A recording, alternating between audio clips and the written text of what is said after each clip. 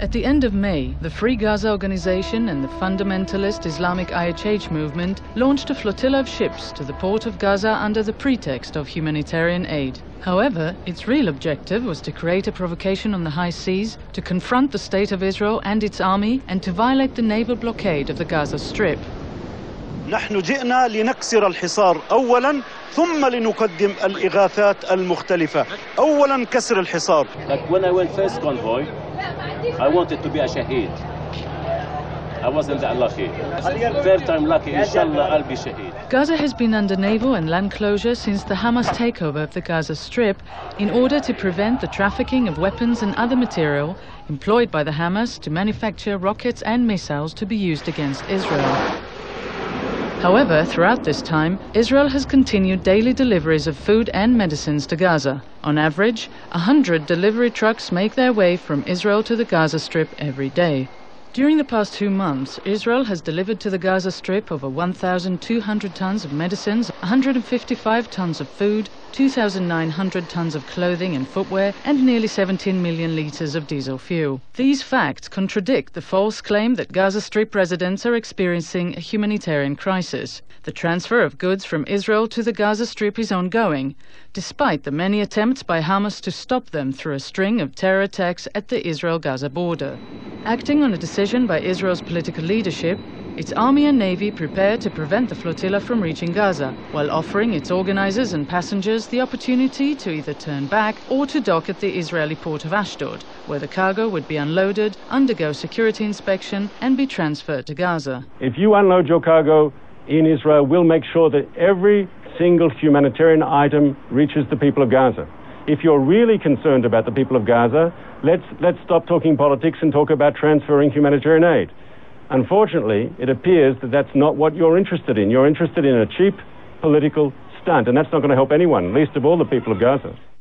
The commander of Israel's Navy, Vice Admiral Eliezer Marom, instructed his forces to take all necessary steps to safeguard the lives of civilians and soldiers alike. אין לנו שום כוונה לפגוע באף אחד מהאנשים האלה.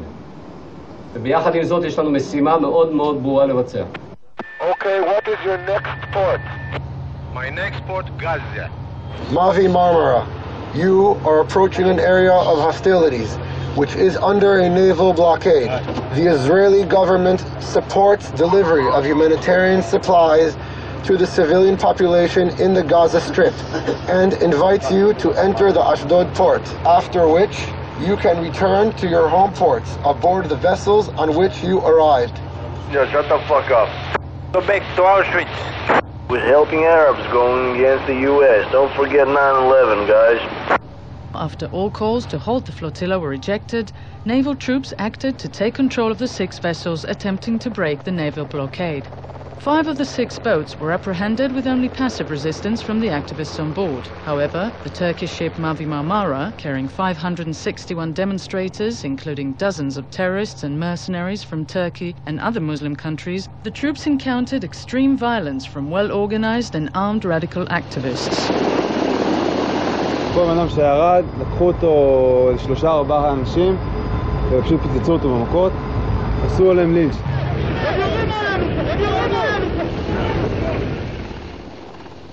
כולם שם היו עם עלות מתכת, סכינים, באיזשהו שלב גם היה ירי חי, ירו עלינו כדורים, כאילו נשק אמיתי.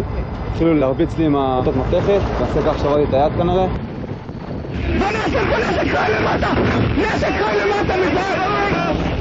איפה הכלים שלנו? סליל, אין פה, אתה רואה אותה?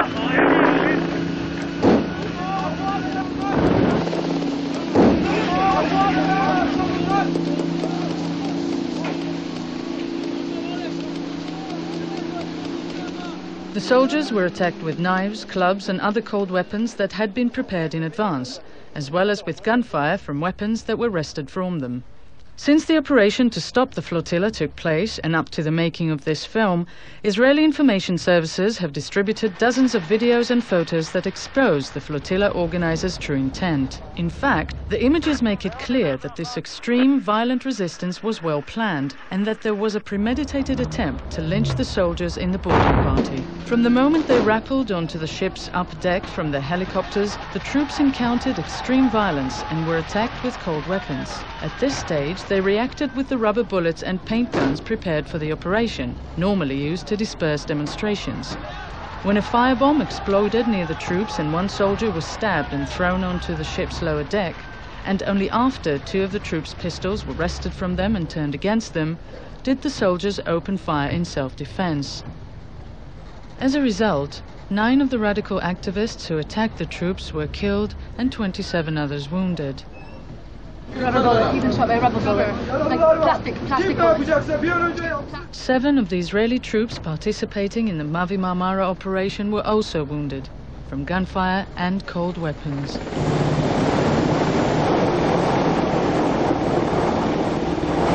About 12 hours after the incident began, all 6 vessels of the flotilla were docked at the port of Ashdod. All passengers disembarked for security checks and were then transferred to the Ministry of the Interior and Immigration authorities in order to return them to their countries of origin.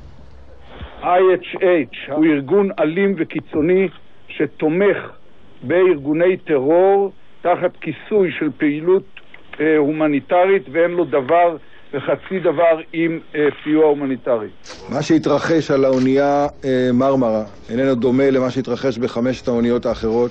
חיילים פעלו כמתבקש בסיטואציה הזאת. The operation to take control of the flotilla followed the failure of numerous direct and indirect diplomatic and military contacts with foreign governments and organizations. The flotilla's organizers were clearly told that they would be allowed to dock in Ashdod, unload the supplies and equipment they had on board, and have them transferred in an organized fashion to the Gaza Strip. Only after the flotilla organizers made it clear that they had no intention of cooperating in any way was the decision made to take control of the ships at sea in accordance with international law, which grants a country the right to stop a hostile vessel that declares its intent to break a state-imposed blockade. This outcome could have been avoided were it not for the extreme violence on the part of the activists, the injuries they caused, and the clear threat they posed to the lives of Israeli troops.